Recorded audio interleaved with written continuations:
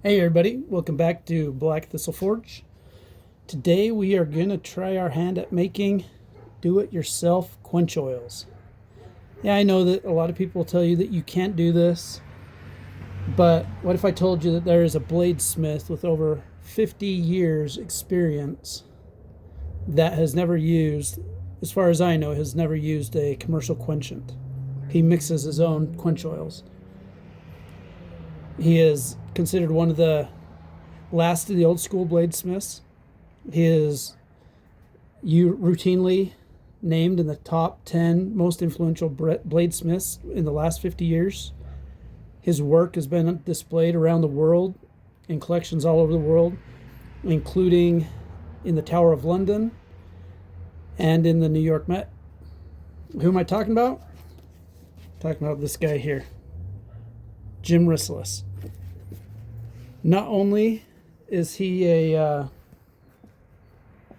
master bladesmith with a doctorate degree in metallurgy, he is also an accomplished author. He has written doctrinal studies on historic pieces and metallurgy.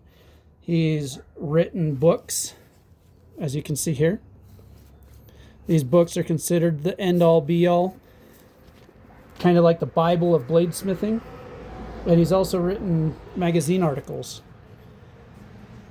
And I have used some of his modified recipes that he has in these books. I have contacted him personally and gotten his input. And I'm going to show you how I'm going to mix a fast quench oil. And then I'll explain the other two buckets here in a second.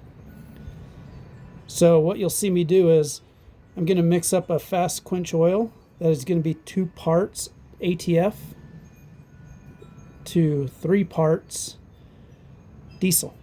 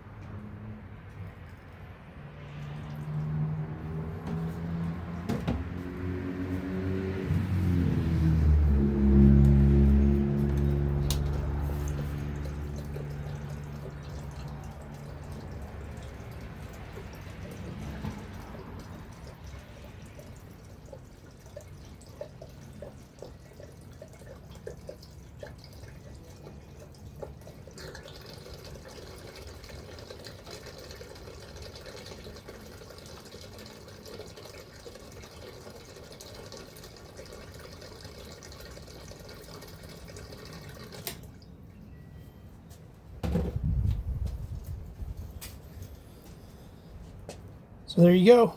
It's as simple as that. Now, in the description of the video, I will leave Jim Hrisolas's YouTube channel. I'd recommend you get his books. He's a very nice guy. He's always willing to help people out that have questions. And like I said, I'd tell you about the other two buckets. The bucket on the very right, that's a medium quench oil that I made from 3 parts light motor oil and 1 part diesel. The one in the middle is also a lighter, faster quench, and that's 5 parts diesel to 3 parts light motor oil. And the one on the very left is 2 parts ATF to 1 part, or 2 parts ATF to 3 parts diesel. And remember, diesel fuel is just a very light oil.